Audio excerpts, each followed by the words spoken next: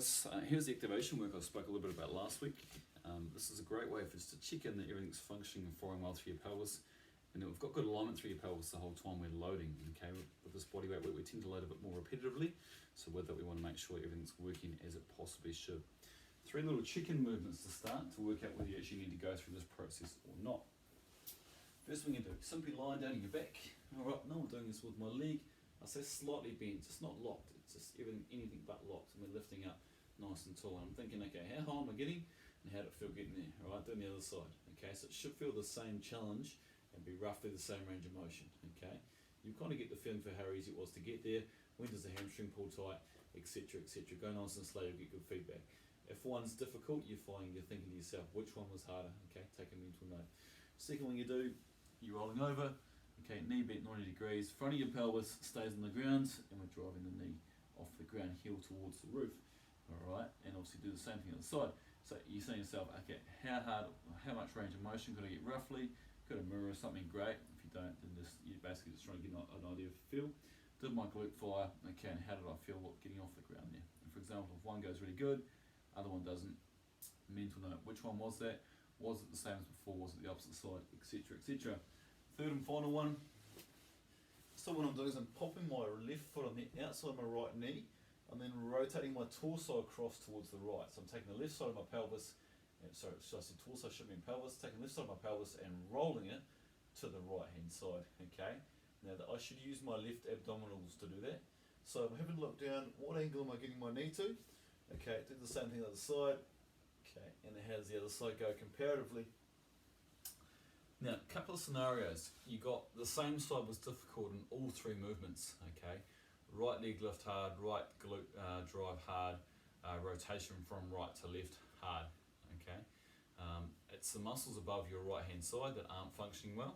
Second scenario is it was difficult on the opposite side, so it was your left, it was your leg lift on one side, then it was your glute raise on the other, okay, or it was your rotation across. You're going to chase the side that you found it was hard to do the glute one on.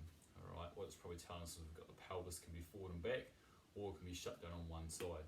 So whatever side was hard to drive the, whatever side was hard to lift the leg up on, that's the one you're going to focus on. Okay, so for example, if my left leg was hard to lift up, and my right side was hard to drive my heel to the roof, okay, I'll go left hand side, especially if it's the left hand side was hard to rotate as well. So a couple of different options. What we can do from there is you're going to grab a nice little tennis ball. Tennis ball is going to go on the small of the lower back, okay, above the pelvis, to the side of the below the ribs, and to the side of the spine. Have a bit of a roll around there on the floor or on the wall for about 30 seconds to try and stimulate the muscle overload in that area. Okay, so that's the first part to it. Alright, now that even alone might correct things. Take it a step further. There's 2 movement patterns you're going to do. Now I'm going to pretend it was my left hand side which was the one which is challenging for me. The first thing I do is I'll have a lie down on my back on the ground. I pop my legs to the left hand side, my toes are pointing up, and my legs are against like a table leg or a chair or something. Okay. So I'm lying down, my legs are slightly to my left, and my toes are pointing towards the roof. Now what I'm doing is using those muscles inside that lower back on my left hand side to just lightly, 2 out of 10, 20%, I'm dialing that on slowly and I'm driving my legs up against that table or leg or chair leg. Okay, I'm holding for 4 seconds and I'm letting go. Okay.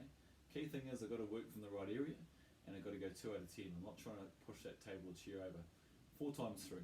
Okay, so your sequence is 4 rounds of 4 seconds on, 4 seconds off. Okay, making sure you're using that area of your lower back that you've just put the ball into. Second one you're going to do, remember I'm working my left hand side. I'll show you this one front on. So I'm lying down on my back. It's my left leg I'm working, so my left leg is slightly outside my left hand side of my body. It's elevated, so I've got my foot on a foam roller. I'm looking for something that's between 10 and 30 centimeters off the ground. And my leg is turned out, so you see my foot hangs out to the side. What I'm trying to do there is I'm lying down with my upper body, and I'm quite simply just pulling in through my abdominals, okay, and trying to take a little bit of weight of my leg off that roller, and then it come down. Now the key part to this is leave the leg muscles out of it. Okay, I'm thinking about working down below the left hand side of my belly button. Okay, left of my belly button about 1 inch. Right deep in there you have a muscle called your psoas, which is your hip flexor. Okay, as it shortens and contracts, okay, you should be able to lighten the amount of weight on the roller through your leg. That's just 20%. So I'm taking 20% of the weight of my leg off that roller, and then I'm letting it sit back down.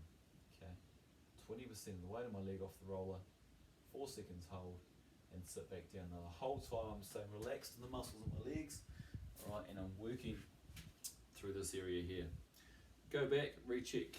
All right, 3 patterns to check. Remember, we check our rotation. All right, we check our leg lift. All right, and we check our extension. All right, or our drive heel towards the roof. Now I guarantee, if you've done that well, you will activate those muscles and fire things up nicely. All right, have a go at that. It's designed to make sure that we're stopping any compensatory patterns happening. You won't be able to fire your glutes if you can't use the muscles above your glutes and turn them on. Alright, if you've got any questions that can be a little bit technical, sing out. Happy to walk you through it online some stage.